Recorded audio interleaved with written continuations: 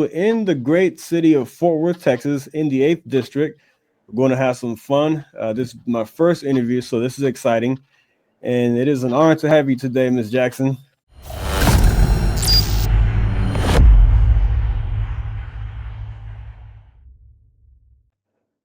Thank you. Thank you so much for having me. It means a lot. Yes. So we want to ask you some questions about how you got started in this race, where you see the city of Fort Worth going, and ask a little bit about the campaign. So we'll go ahead and get started here. Yeah, but before we do that, we are going to take a great look at the wonderful website that's set up. So, if anytime during this broadcast you want to run over there and check out No Taxing with Jackson, Payton Jackson, running for the 8th Texas District of City Council, and maybe even future plans. Let's see. All right, here is her website. We're going to read it real quick and we're going to go through the bio real quick. Are you cool with that? All right, announcement. Fort Worth City Council districts. I am honored to announce that I will be listed third on the ballot for District 8 City Council race in the upcoming May 3rd, 2025 election ballot placement. All right, so let's look at Ms. Payton Jackson's story. Sycamore Park, July 2023. Born in Baton Rouge, Louisiana, moved to Texas when she was just 10 following Hurricane Katrina. After graduating with a bachelor's in accounting, she began her journey in REI, exploring the wonders of passive income. She has hosted hundreds of tenants, partnering with Airbnb and local housing authorities to provide affordable housing. At 28 years old, she is active with her properties local to the DFW Metroplex, is a community advocate addressing city councils, school boards, and county commissioners across the DFW Metroplex, and has worked in the mental health industry, all while managing her real estate portfolio and expanding her work as an author. Follow the journey at No Taxing with Jackson. Yeah, so I want to ask you about some of the things on your bio. I want to I want to know little bit more about the Airbnb situation. How are you partnering with them and providing affordable housing?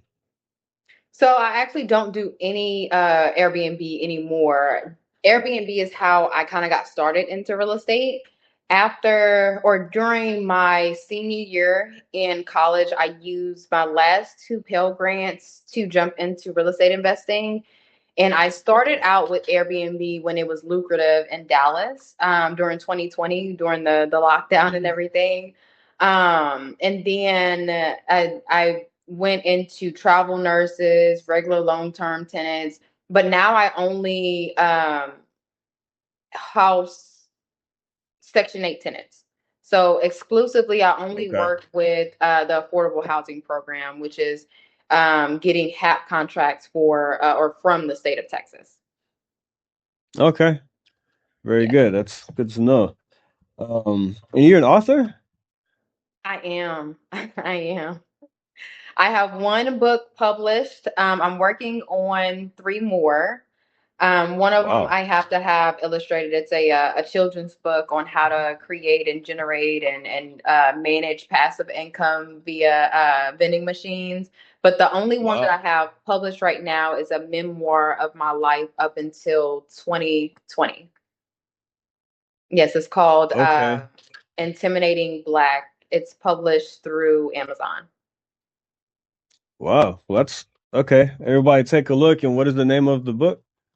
Intimidating Black. Oh, it's sorry, Intimidating Black. Okay, so everybody go to Amazon, get you a copy of Intimidating Black. Let's make it #1 on Amazon. Yeah, definitely keep me posted for that book signing. Since I'm a local, so I can hopefully make that and Yes, get to get a copy of your book. of And course. so passive income, that's very good. That's very interesting that you're looking out for the next generation. It seems like that's something that you're interested in because you're writing a book on passive income for vending machines for younger people. And I know education is a big part of your campaign. Am I right? Yes, yes, I am super Okay. passionate about education. I actually not just did a speech, but I did a speech earlier this year in February concerning education. It was around the time that the country as a whole was talking about it because the report cards had just came out in regards to our academics. If you ask me, we are completely wasting our time when it comes to what we teach inside of these schools outside of basic math and reading. Yeah. I listed off during that speech, I listed off about 10 books, and it would be my guess only a handful of people actually researched what I was talking about. When it comes to Rich Dad, Poor Dad, Think and Grow Rich, The Richest Man in Mm. Babylon, we are literally doing a disservice to the future of America by Yeah. just brainwashing them into becoming workers. We're not birthing thinkers, we're creating workers. Jackson, followed by Carolina Rodriguez. Good afternoon, Council. When I first announced my run for Congress, I had this random white woman, liberal, walk up to me and ask, "Well, what about you isn't Democrat?" To which I responded, "Well, besides my skin color, what about me is Democrat?" And it was at that very moment that she realized that God gave her enough common sense to ask me about my values. Now, don't get me wrong, I was raised to vote Democrat down the ballot. So when I first started, I would say things like, I'm a Republican, but I'm not a conservative. But now I know all too well I am a full-fledged, hardcore conservative, and I'm proud of it. I mean, my favorite saying is I was born Black, not Democrat. But in all seriousness, whenever I began to think for myself politically, the choice was easy. I mean, why would I want to belong to a party whose mission is to infringe on the Second Amendment as if a criminal would ever participate in something like a mandatory buyback? Why would I want to belong to and endorse a godless party? Because there is no such thing, and I mean no such thing as a trans child. We have confused children and sick enabling adults. Why would I want to belong to a party that takes pride in shedding innocent blood? Number one, as if that's not what God hates. Number two, as if there's not a black market for baby organs. And number three, as if abortion clinics didn't start in the hood. Because if you think Trump is bad, you should research exactly who Margaret Sanger was. But speaking of the Black community, why would I want to belong to a party who's responsible for the foundation of the Triple K? But it's not just that. Supposedly in the 1900s, the party switched, right? But what never changed, what I noticed never changed.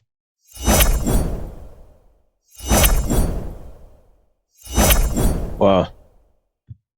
There's a lot there. That was a good video. I can relate to that. I can relate to that being half black and half Guatemalan myself. You're People just assume that you're supposed to vote Democrat because of your skin color. Yes. So at what point did you, at what point into your life, what age did you realize, okay, I am a conservative? And the year was probably maybe 2022 or Okay. three when I realized it, but I never really claimed to be a Democrat. People just Yeah. assumed that I was Democrat. But during that or right before that time period, I did volunteer with Democrats, but that was only because I was sent in by friends to support a political campaign. And at the time, I was so ignorant. I Yeah. didn't do any research on policies. I was just going to support a friend of a friend.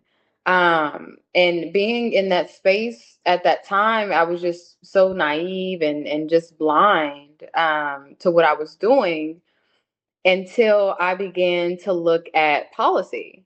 Yeah. And that's what politics should be about, paying attention to policy. But, well, I don't know about your community, but in my part of the Black community, we don't do that. As long as you identify as a Democrat, you're safe, and we will never hold you Yeah. accountable. And if you're Black and a Democrat, that's bonus points.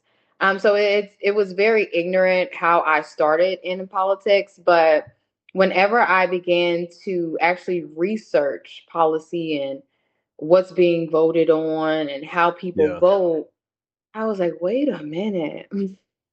Wait a minute, wait a minute. So, one, the Democrats are no better than Republicans. And once you actually begin to dissect what is being voted on and who's voting on what and how, I was like, wait, Right. I'm a conservative. And I started in real estate in 2021 or in 2020. And that's when I came up with my slogan, because I knew it was a possibility that I would probably run. And it was when I worked for University of Phoenix as an academic counselor, that we were playing a game, and they said come up with a political slogan. And that's when I came up with the "No Taxing with Jackson." So it was funny how it came about. But I am an avid advocate against property taxes. The fact that we can say, oh, we're in a housing crisis, or oh, we're in a rental crisis, yet we're taxing housing, is just insane for me. But just beyond property taxes, when it comes to what's being taught in school, what books are being handed to our children, whether or not we want to open border, employment, it's just different things. If you actually go down the list of what's being voted on and who's voting how, it was an easy choice. Like I said in that speech, it was very easy once I actually began to pay attention to policy instead of skin color or political party. Yeah, I think it happened that way for a lot of us who are minorities. Like I said, my mother's black, my dad's Guatemalan, and so it was just something that you did. You're raised in a Democratic household, or their parents voted Democrat. You didn't really pay attention to what the policies are. So Right. for me, it was just I always had conservative values, but I just didn't realize that I was just voting Democrat. Then realized that okay, I don't really agree with these people. So it's kind of the same thing with you. You're like, this doesn't make a whole lot of sense. So why am I voting for this party? Right. So that's what it was for me. But I'm glad that you explained that, because I wanted to ask you about that anyway. So uh, very good to know. I think it happens for a lot of us. And you being a black conservative running for office, um, what kind of backlash do you deal with on a daily basis? Even if I wasn't running for office, the backlash that happens on a daily basis, I get Mhm. emails, comment section, phone calls, text messages from people whom I've never given my number to, Wow. just calling me all kind of names. But I think it's important to highlight. I am the type of person where I don't ask for permission or forgiveness. I am very secure in who I am. Yeah. But I will say this. I hesitated on that speech. I didn't want to give it, because every district that I live in, like the district that I'm running for now on a city level, and the congressional district that I'm about to announce my run for, I know for a fact that the voters in those districts, they're heavily Democrat. They're heavily Democrat. But especially in the black community, we are conservative. We just don't want to admit it. Like if you actually hold a Exactly. conversation, especially with the older population in the black community, we're conservative. We just don't Oh want to yeah. admit it. And it's tragic, because when you have someone like me, my number one strategy for running any campaign is going door to door, especially being grassroots, and Yeah. especially running against incumbents. I'm not going for open seats. I'm challenging someone who has been in a seat for years or for at least a decade, and we know that they're not doing their job. So my strategy is going door to door, having these great conversations. I learned so Yeah. much about neighborhoods that I some that I grew up in, some that I didn't grow up in, just by going door to door. And they're just so anti-Republican. They're so anti-Trump, because some of them think that Trump runs the Republican Party, which is, in my opinion, is not true. But whether or not you hate Trump or you despise the Republican Party, you or whether or not you want to admit that you're conservative or you have conservative values, at what point in time do you wake up and you stop being faithful to a political party? Yeah. Now, it's a lot easier for me to run as an independent. I can tell you that in these districts. But there's hurdles to running as an independent that I recently learned when I ran for Congress. Like, for instance, you can buy your way onto the ballot as a Democrat. You can buy your way onto the ballot as a Republican. You cannot buy your way onto the ballot as an independent. And when you ask certain communities, hey, why don't you support independent candidates, knowing that the Democrat Party isn't perfect, they'll say ignorant things like, oh, well, independents don't win. Now, Yeah. I will say this, it's hard for an independent to win a presidential seat because of the electoral college, but city council, that's an independent race, that's a nonpartisan race. That's true. And if we support more independence on a local level, from city council to school board to county commissioner, or on a state level, we would see more support on a presidential or federal level, but we don't have that support from the community. We don't have volunteers showing up to poll greet or to phone bank or to block walk with us. They choose between the two parties, even though they know that the Democrat Party isn't doing all that they could do for their communities. Right. That's a good point. So what neighborhoods in Fort Worth did you door knock in? I knocked on doors for this race. I knocked on doors. I completely did historic Southside, which I'm very Okay. disappointed in their neighborhood association. The fact that they sold out for that's another story. But historic Southside, Highland Hills. I did some of Morningside. I did some of Hillside, and that's when that incident happened at the debate. And ever since the debate, I stopped knocking on doors for safety reasons. So what about your opponent? Do you see that he's not doing? When you say he's not didn't The do his job, incumbent. what do you see? Yeah. Hmm. So the number one thing that I've noticed about the incumbent is that he's in bars and clubs more than he's in neighborhoods.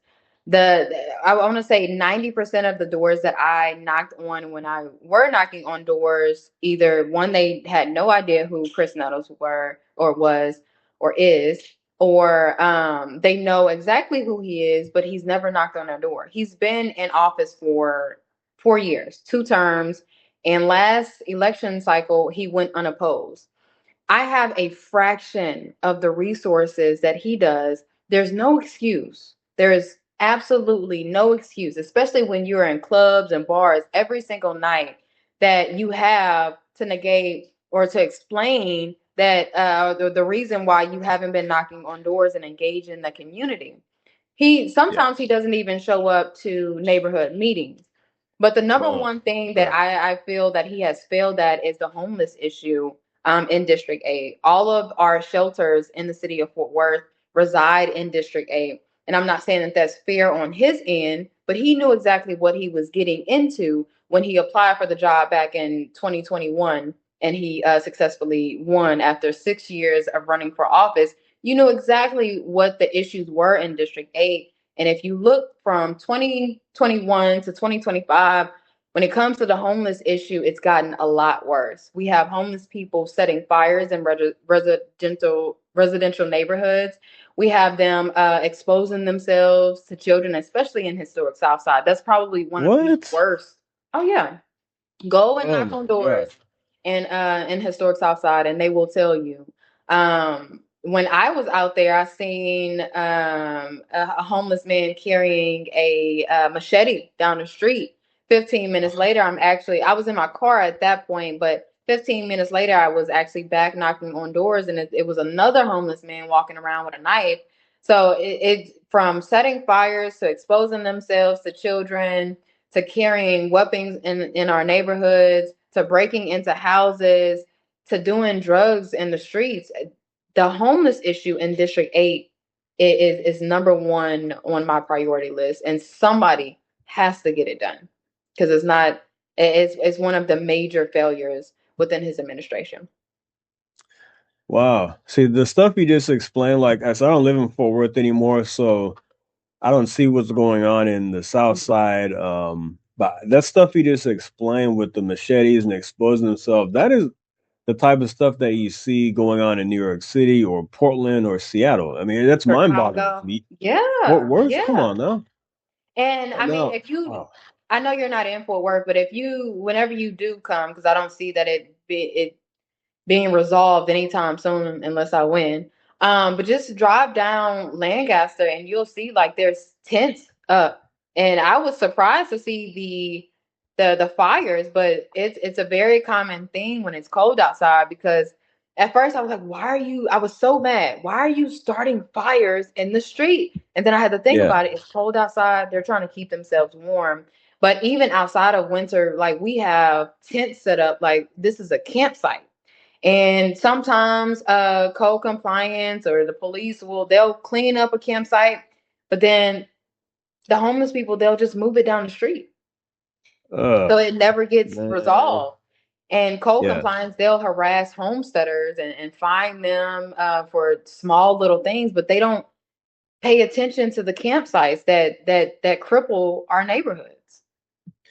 Well, yeah, Lancaster has always been a little rough. A lot of Right. homeless people there, especially if you get towards um, downtown Fort Worth Yeah. and that side. Now the homeless shelter in on Lancaster going towards downtown, is that a part of your district? Yes. Chris Nettles has been a council member in Fort Worth since 2021, but really playing defense on Monday. And Mayor Matty Parker saying that the city deserves better after an audio recording surfaced online of Nettles calling Parker and some fellow council members racist. Take a listen. Then I did. I called every Republican a racist. Sure did. And we'll say it again. Yeah. Donald Trump, Michael Crane, Matty Parker, Carlos Flores. This recording, Nettles says, is roughly 2 years old, posted by a former colleague who was part of his 2021 election campaign who clearly doesn't like him any longer. Nettles saying in a statement Monday that the recording was made during a private conversation without his consent and that he was grappling with the realization that the council would not have the votes to approve the creation of a police oversight board toward the end of 2022, adding that I want to be clear, I do not believe that my fellow council members are racist. I do, however, feel that there are systemic processes in our city that can and should be improved to ensure fairness for all residents. Crane, Flores, and Parker are still serving alongside Nettles on the council. Crane told me Nettles has reached out to apologize over the issue. We couldn't reach Flores, but Matty Parker a little bit more stern, saying leadership means you attack problems, not people. Fort Worth deserves better. Now, Nettles will be up for re-election next year, and he said publicly on Monday that this is the beginning of an effort to oust him from the council. I want to talk about that situation that we just looked at. What's your take on that? Well, I mean, it's the state and the mindset of the majority in the Black community, I feel. Yeah. Anyone who isn't a Democrat, anyone who identifies as a Republican, they're considered racist. And at one point in time, I thought the same thing because that's what I was told coming up. I was Yeah. raised to vote Democrat down the ballot.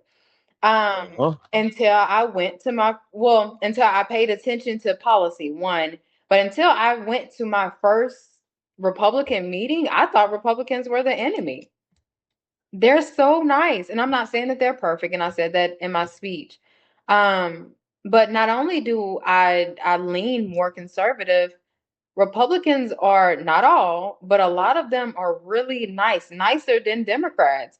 But regardless, you don't call someone racist simply because they identify as a Republican. That's just stupid. It's small-minded.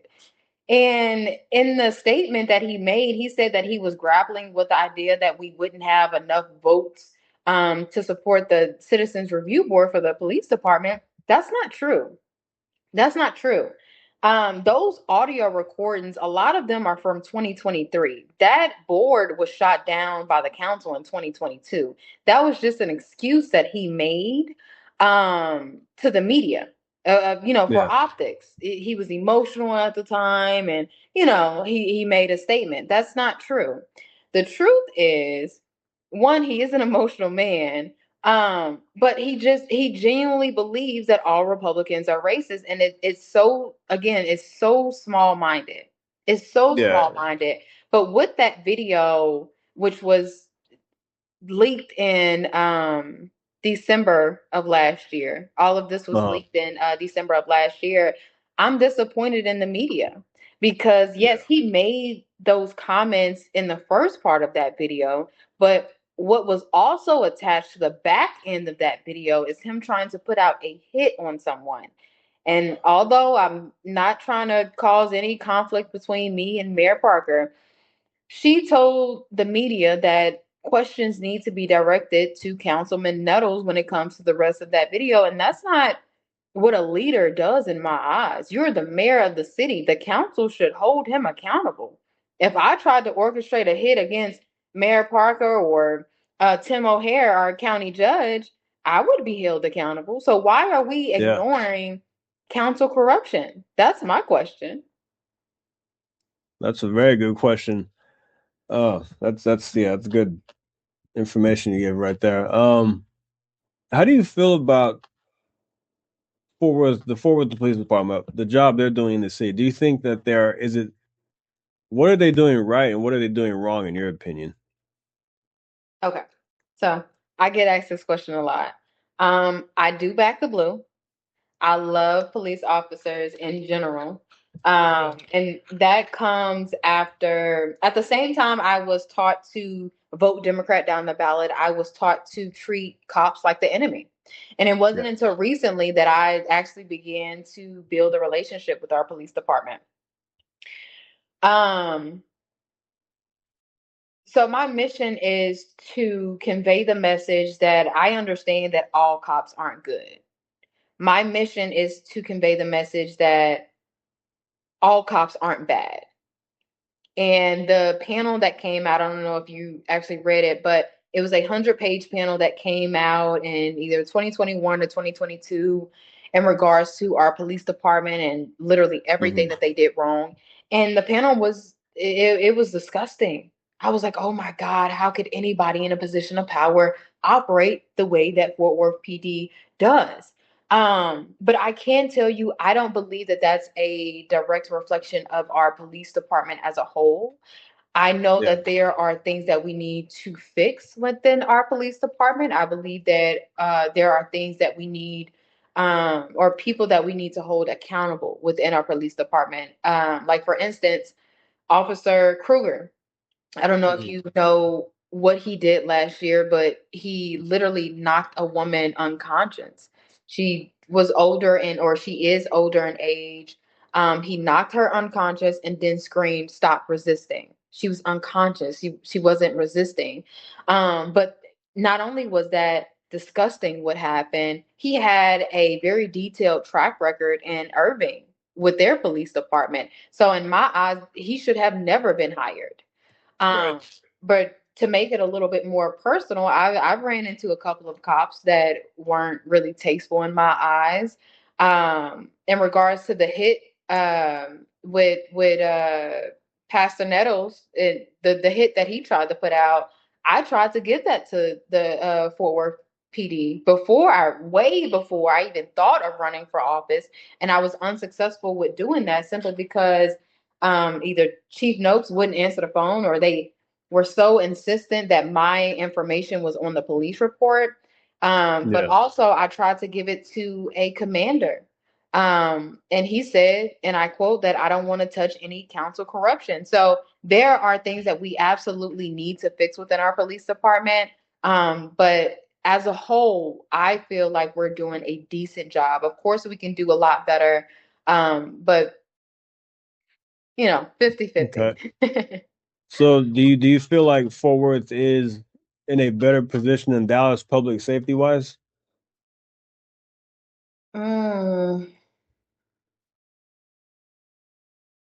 I know, I have to be honest. One, we are understaffed when it comes to our police department. About a year ago, I was working for MHMR, which is the mental health agency for Tarrant County. And sometimes we have to call the cops. I called the cops for someone in need of help, and I was put on hold. I thought, oh my God, I had the wrong number. Hung up, called back. I was still on hold. I was like, oh my God, there's hold time for the cops. And that was the first time that I've ever experienced something like that. And it was kind of scary. But no, I can't say, which I don't live in Dallas, so I don't really know what's going on in regards to public safety. Like when I ran for Congress, of course, they told me that there were some problems and we need more police presence. But when it comes to actually living in Fort Worth, I hear gunshots every night. Well, I just moved. Wow. I haven't heard one gunshot since. But when I stayed in South Poly and on the north side, I heard gunshots damn near every night. So I wouldn't say that we're better when it comes to public safety. Yeah. We definitely have some work to do, but again, we're understaffed when it comes to police presence. So I mean, the officers that we do have, I mean, they can only do so much, and Right. I cut them a little bit more slack once I attempted to put myself in their shoes. A couple of months ago in February, I participated in a ride along, or in the ride along program with East Division, which is where you do a whole shift with a cop. And oh my God, I learned so much. And it helped me again put myself in their shoes, but I also took it a step further and tried to become a cop with a different agency. And I was like, oh, this takes a lot. So what I would one of the things that I would recommend to help fill that gap or improve public safety is not encourage our residents to participate in the ride along program, but encourage seniors and juniors in high school to be put on the track for the academy. We need more police officers, especially ones that look like us, not that race. But I recently had a few conversations with a few marshals that dislike how Fort Worth PD or the city of Fort Worth treats them. For instance, so what I've been told is marshals, when they come in already accredited, already passed the academy, and they have everything that they need to speed line the process, they get paid less than our regular officers in Fort Worth PD. And the problem with that is when we need help in Fort Worth, who do we call? We don't call Arlington. We don't call the state troopers unless it's a huge issue. Our second Right. hand man are our marshals. So within my administration, I will strongly advocate that we treat marshals the very same, if not a tad bit better, than our officers that work under Fort Worth PD. Because again, Fort Worth PD is understaffed. Fort Worth PD is extremely understaffed. Now, I don't believe that we need another citizens review board. We already have the monitor, which if you ask me, that's a waste of time because when I needed the monitor to actually do something, she said that she could only send a recommendation. I can send my own recommendation to the cops. So in my eyes, that department of Fort Worth PD is a complete waste of time. So the board that everyone is speaking of for Fort Worth PD is another waste of resources. I would like to see accountability and transparency across the board, but also prioritizing our marshals. If they're our secondhand man and we lean on them in a time of need, it's about time that we start acting like it. But we have our own issues on a county level as well. I believe at one point in time we led the state when it comes to deaths in Texas. And if we didn't lead the state, we were very close to it. But regardless, we've had over 70 deaths in our county jail. And that's something that I would like to address. And I know that it goes against my conservative values or it goes against the conservatives in Tarrant County, but that's something that we desperately have to address when it comes to how many people are dying in Tarrant County Jail. Now, they're not all Right. saints. I seen one case and I was like, oh, okay. Anyway, because of the charge that he was guilty of.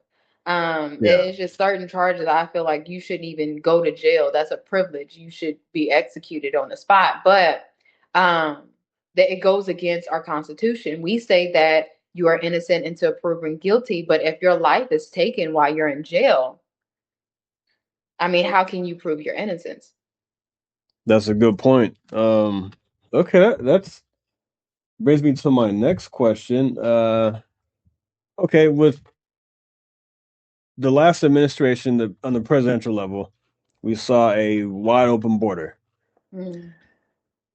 Did you see an impact in Fort Worth from illegal immigration? I would have to say yes. And it was brought to my attention in the most rudest way.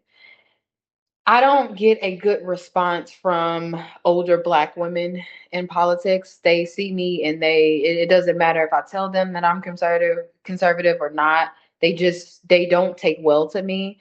So at my Yeah, very first candidate forum when I ran for Congress, I was made aware that illegal immigrants can enroll their children into our schools. yeah, I am very passionate about our education system. And once I did my research, and once I started following the reports of the Tarrant County GOP chairman, I found out that about 40% or half of our school district is made up of illegal immigrants. Now, in wow, no way, shape, or form am I trying to target children. I right, believe that children are all innocent, despite what their parents do. But hmm as an accountant, I cannot help but point out the simple topics and strategies of supply and demand. If we increase the amount of people who are being enrolled, especially if they're here illegally, but yeah, we don't have enough funding from property taxes, where is that money going to come from? An increase of taxes. Who is that yeah, going to affect outside of homesteaders? The people who are here legally. Again, I am yeah, not trying to target children in no way, shape, or form. right, But if we prioritize people who are enrolled illegally, how can we pay attention to the other kids who, again, cannot read on grade level? They can't. And when the state tried to pass SB 4, which would make it a felony to break into the country, our police department, we folded simply because of the demographics. The yeah, Hispanic community is huge in the state of Texas, but also in the city of Fort Worth.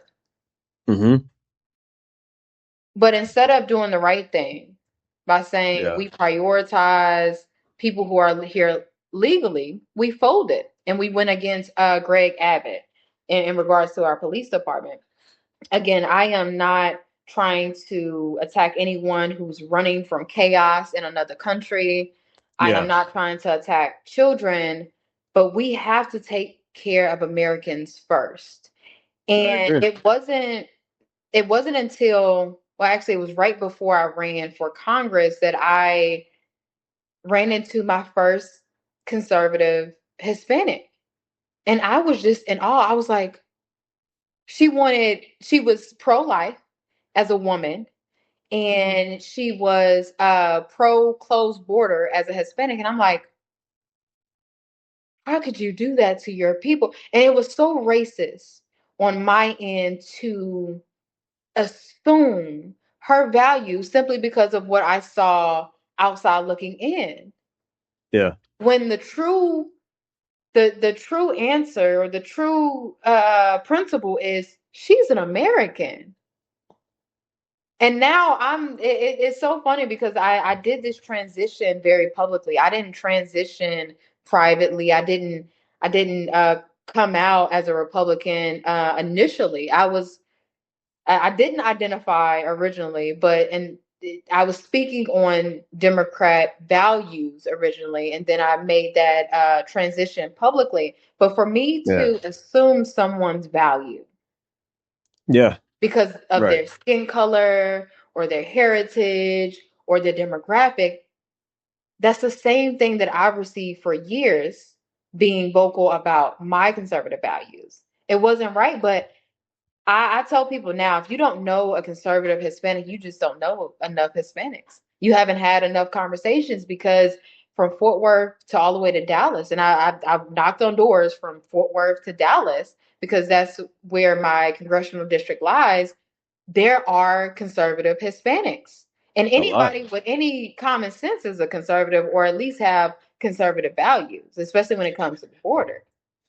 Right. And if you look back at the election results in 2024, Yeah. in Texas, Trump received 55% of the Hispanic vote.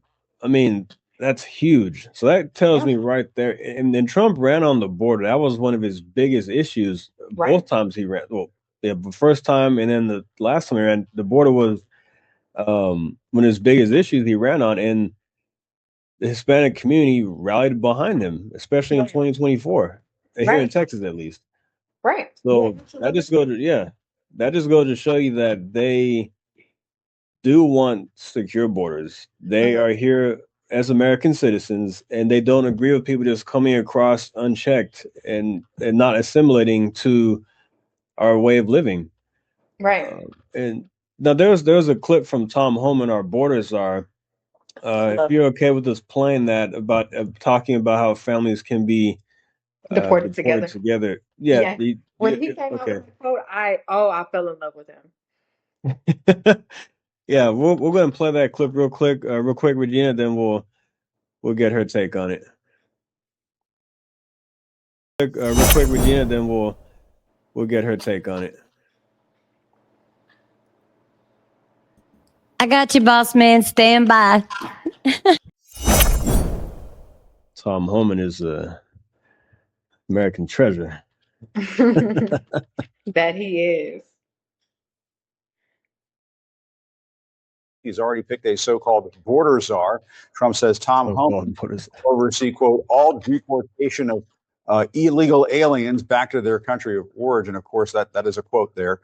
Homan has been a controversial figure. He was acting ICE director of the first Trump administration and supports Trump's mass deportation plan. Here's what he told 60 Minutes. Is there a way to carry out mass deportation without separating families? Of course there's. Families can be deported together. Why should a child who is an American citizen have to pack up and move to a country that they don't know? Because their parent obviously entered the country illegally, had a child knowing he was in the country illegally, so he created that crisis.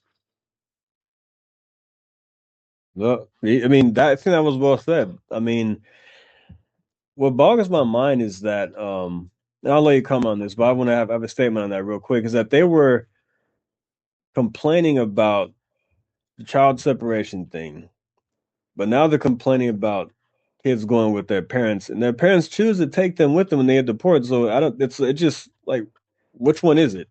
I don't know. Well, I'll refer back to another statement that he said. When someone like me or you or any American citizen breaks the law, we don't preach against separation then when we go to jail. And those kids are either separated and placed into foster homes or have to go elsewhere. When you break the law, you have to pay for it. And I'm not famous for the saying yet, but I'll say it publicly soon. The only right that you should have after breaking into this country is the right to remain silent. I mean, it is absurd that you can break into this country and have the Second Amendment before a felon does. And I'm not defending felons, but people who have committed crimes, made mistakes, or did something on purpose and now has a felony record, they don't have the Second Amendment right. Right. They have to fight for housing. They have to fight for jobs. They have to fight for just basic human rights. So what makes you better than the average felon? I didn't even know that it wasn't a serious crime to break into this country until the Biden administration. I went against Trump when he first ran. I was like, oh my God, I voted for Biden. And that was one of the worst mistakes that I could have ever done. I mean, the absolute worst. You mean to tell me that you can break into this country and you can get stuff like Social Security, But when I applied for Social Security for my son who has autism, I was automatically denied. Why? Because I decided to get into real estate. If you own a property that you do not live in, you're automatically disqualified from things like Social Security. Wow. Automatic, and it's me who owns the property. The property wasn't in my son's name, Yeah. and he's the one that has the disability. But you mean to tell me that people can hop over our border, get things like Social Security, housing? In Fort Worth, we have an 8-year housing wait list. You can get things like Social Security, housing, food stamps, Medicare, Medicaid, everything that our community is deprived of. And I'm not advocating for welfare. That's a whole nother conversation, a whole nother crippling conversation that we can have. But you mean to tell me that you take pride, Democrats take pride in not prioritizing American citizens? We have people in my neighborhood who desperately need those resources that are automatically denied, but we prioritize and we incentivize people to break into our country. And I'm called xenophobic or racist. No. Before Trump got in office, we had over 160 countries currently invading our border. And some of the people look like me. So it's not racist, it's not xenophobic. I'm a patriot. But because I'm Black, because I don't look like I'm a Republican or conservative, I can't be a patriot. A Black woman or a Black man saying that they're a patriot is unheard of. It's unheard of. I get called all kind of names just for standing up for what's right. It's sad. It really shouldn't be that way. I mean, it's the days of just listening to somebody talk with opposing views and having an open conversation. Days are gone. Now it's like, oh, if you're a Trump supporter, if you're a Republican, conservative, and you're a Black or Hispanic person, actually anybody for that matter, you're automatically a racist. You're Uncle Tom. I've been called Uncle Tom, and I've been called kinds of names. I have a family member who called me Uncle Tom, and I'm like, okay, whatever. I mean, it's sad that. Oh gosh, I can only imagine what you deal with. No, they know. Family. They wouldn't like you, man. They know to leave politics alone when it comes to me. Like I have one conservative or two conservative family members, but the rest of them, they know we don't. That's one rule that we have. We do not talk about politics, and I respect that. Because if not, I probably am going to offend you in your ignorance. But I'm not necessarily trying to offend you. I want you to wake up. Just like I want the Black community and the brown community in general to wake up. But the thing is, with the brown community, I've seen more people being open to conservatism in comparison to the Black community. I've had more Hispanics tell me that they see the defects or the disadvantages of an open border in their neighborhood. Like I can't count on both hands. When I ran for Congress, knocking on doors, they'll say, oh, the people across the street are illegal. And they say things like, if things go bad here, we could just move back to my house, in my country. And as a real estate investor, I'm like, kudos to you owning more than one property. But as an American, I'm saddened because just because you have options outside of this country doesn't give you the right to trash these neighborhoods. And a lot of the Black community, we made jokes or they made jokes about what a Black job is, after that one debate. Yeah. You can sit here and laugh about what a Black job is all you want. And I mentioned that in my conservative speech, but it's not just Black jobs. It's Black schools. Because when illegal immigrants come here, they're not going to gated communities that have HOA. It's Black schools, it's Black jobs, it's Black housing, it's Black resources. I mean, the fact that you're able to own a property in America without citizenship is just absurd. I mean, I'm not trying to trash anybody on it fighting for a better life, but I'm America first before America first was even a thing. American resources belong to Americans. I don't care what race you are. Yeah, and it's like the very people that Democrats say they are for, black community, this and that they advocate for, are the very people out there hurting with Right. illegal immigration. So yeah, that's Right. an excellent But point. but they listen to people like Jasmine Crockett. A city council race in Fort Worth got heated. Video from a debate last night shows two candidates getting in each other's faces. That conflict involved incumbent councilmember Chris Nettles and Payton Jackson, a candidate who is running to take his place in District 8.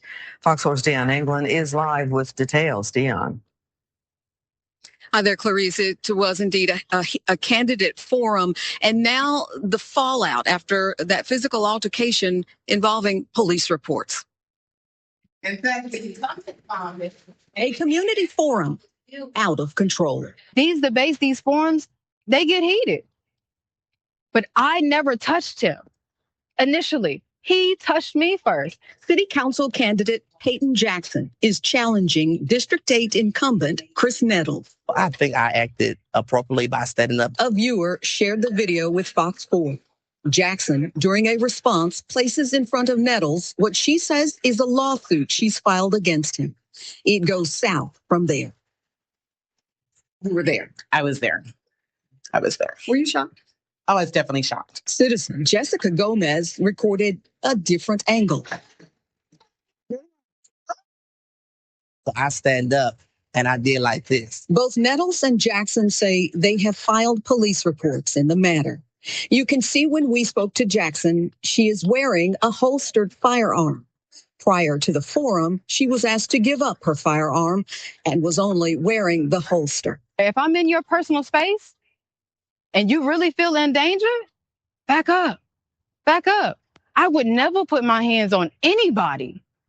Not initially. And as she approached me, I stand up and to protect myself, to make sure that she doesn't do anything while I'm sitting down. So I think it's good to have a good debate and a good conversation, but violence is not the answer. They just made a spectacle of the race now. Business owner Arthur McCoy is another Nettles challenger in the race. He participated in the same forum. However, his stand on the issues Thursday night overshadowed by this. Let's pay attention to District 8 as a whole. Let's pay attention to District 8 about the homeless. Let's pay attention to District 8 about the infrastructure, and not make a spectacle of this.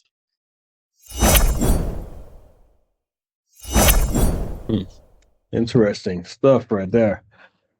Yeah. So what prompted that whole thing? Like, we just saw you walk up. We didn't know what happened before that. So that's why your take on that situation.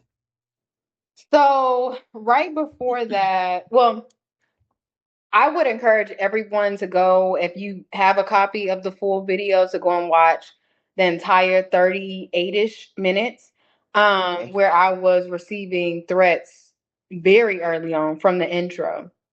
But right before that incident, I was giving him the cover page to a lawsuit that I had filed earlier that day in regards to him colluding with my landlord.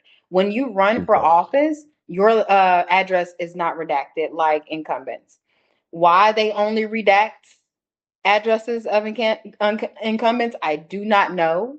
But unless you're an officer or have some special purpose, your address is public. And one fault of the media, every single interviewer or every single reporter that I spoke to, they took out that piece of my interview. I said, if anything, I hope that this raises awareness that we need to begin redacting the addresses of everyone, not just incumbents, because we have people like Chris Nettles. You don't sit down in a back office meeting, go behind the city's back, and have a meeting with the landlord of your opponent. That's a clear conflict of interest. But even if it was just a meeting that happened, why, when the second that my name was brought up, my landlord should have exited the meeting. That did not happen. Pieces of my lease was disclosed to my political opponent. So I filed a lawsuit against him, any third parties, and my landlords. All I was supposed to do was set that cover page down, and you can see me on the video back up and say, hey, I'll see you all at the polls, but I'll see him in court. That's how it's supposed to go. It did not go that. It did not go that way. Now, in his interview with Dion, he said that he stood up as I began to walk up. That's not true. If you go back and you watch the video, I set the piece of paper down, I back up, then he stands up and begins talking. Then that's when I walked up with my hands behind my back. The second I felt some type of pressure on my stomach, I looked down, my head is literally dropped in the camera. Once I confirmed that it was his hand or his arm, I immediately reacted. Now, from that incident, he is now walking around with police escort. And another fault of the media between Dion and another reporter, his name is Scoop, they made it a big deal that I open carry. I am a Texan. I am an American. I open carry everywhere. I open carry in the police department. I could because I legally can. I open carry when I block walk. I open carry literally anywhere, and that didn't stem from Chris Nettles. I ran for office last year, in the last couple of years, where I was not only attacked by a dog, but I ran into a man that didn't know how to take no for an answer. So none of my open carry-ness has to do with Chris Nettles, even though I think it's imperative that we acknowledge the fact that he not only tagged someone's car with a GPS, he literally is on camera trying to put a hit out on someone. So yes, he is a dangerous man. Am I scared of him? No, I know that he is very weak and very emotional. The third guy, he said he's a business owner. Do you know anything about that? His name is Arthur McCoy. He seems pretty cool. We share some of our values in a similar light. I wish he was a little bit more vocal, but had he put his name on the ballot before me, I probably would have just stayed out of the race. Like I mentioned before, Nettles went unopposed last time, and it's not because he was doing a good job. For whatever reason, the community is scared to challenge someone like him. And I mean, after the deal with my landlord, I kind of get it, but I'm not from Fort Worth. I'm not even from Texas. So the fact that I'm willing to stand up and stick my neck out for a community that I was not born in, or anything like that, and I'm fairly new to, it speaks volumes in comparison to the natives of this district, the natives of this city who live in District 8 that refuse to challenge someone like Nettles. I get the whole collusion with the landlord thing, and I get the fear behind that. But at what point in time do we stand up to politicians like this? At what point in time do we have a backbone?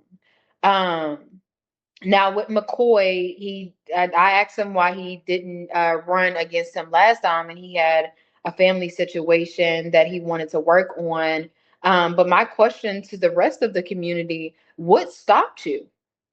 Because it's not like he kept any major promises. I mean, in 2021, the biggest thing that Nettles spoke on was a grocery store, another Walmart for the area, but also a skating rink.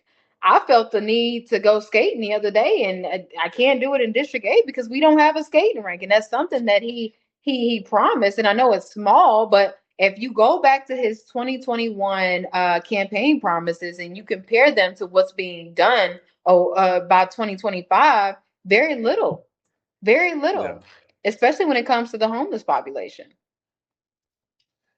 Yeah, definitely issues that need to be addressed. Wow. Yeah, I mean, if you run on something, and then you should take swift, bold action to get it done. If you get put in the office, we see what Trump is doing. He got elected, so he's taking swift, bold action to get things done despite the forces against him. So, and I think you will be, I think you would be the type of person that would do that. Like you said, you think you will have a very low approval rating because of the action that you were going to take, which is not the easy thing to do. No. It's easy to just sit back. Yeah. Especially when it comes to the homeless population or improving our education, I if elected, within 60 days, you're going to see a huge change in the homeless population. But once school is back in session this upcoming fall, if I'm elected, we're going to increase those scores while at the same time protesting STAR. I do not agree with STAR, but when it comes to literacy, these kids have to know how to read. I mean, again, outside of basic math and reading, we're wasting our time, but reading is the huge segment of that. These kids have to know how to read, if anything. If anything, Yep. they have to know how to read. So within 60 days with the homeless population and within a year in regards to our grade level students. Okay. So that brings us to, when do you plan to announce your run for Congress, and who will take over that seat? Do you know anything, or do you have any plans for that? So if I am unsuccessful in this council, the city council race, which the election day is May 3rd, by May 4th, if not before then, I will announce my run again for U.S. House District 33 to unseat Mark Beasy. Okay, very good. And if you do win city council, then you would, because it's a 2-year term, right? It's a Every 2-year term. Okay. It's a 2-year term, and Congress is up for re-election next year in 2026. So if I am successful in this run, I will wait at least 2 terms. Although I don't want to, because Congress was my plan A.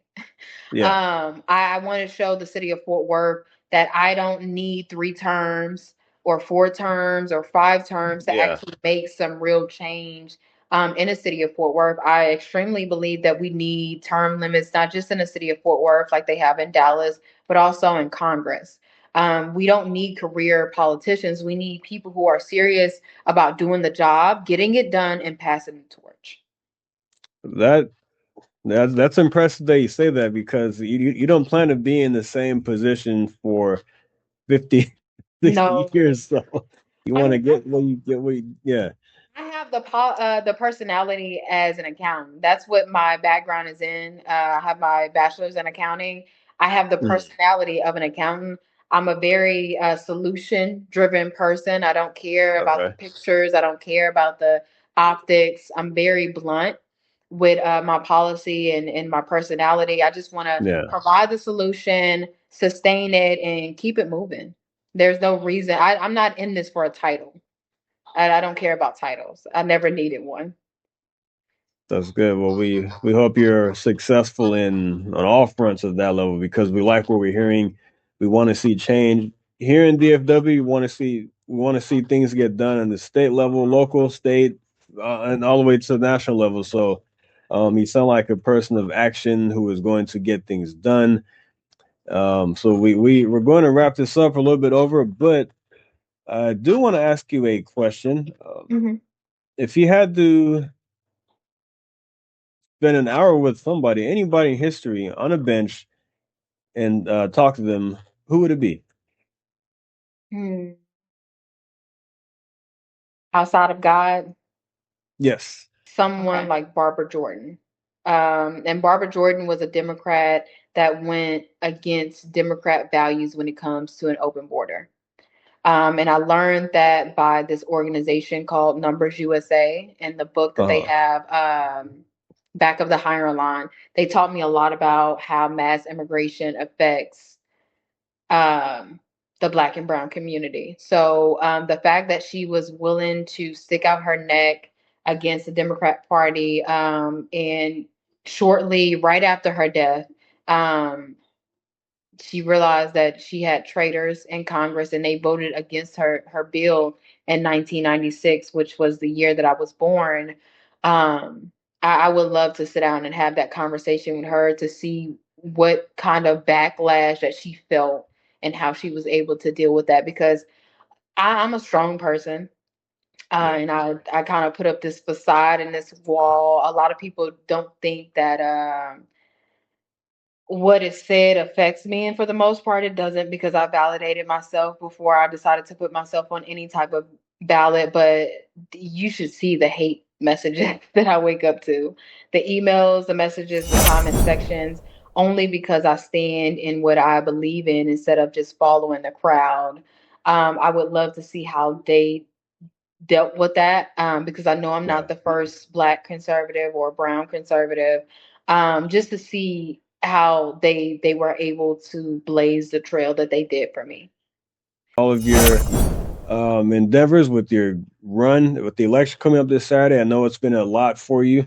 And then if you're not successful, we look forward to hearing your announcement for an even bigger position. So we'd love to have you on again if you're open to it at some point. So, yeah, and good. And yeah, well, any closing statements you have? No, on May 3rd, I suggest you all pick the third choice, making the first the last, because the last shall be first, and vote Jackson. But if I am unsuccessful in this race for City Council District 8, I understand that a lot has happened since my announcement. I want you all to consider that this is my announcement to run again, yet again, for U.S. House District 33 to unseat Mark Beasley. Thank you.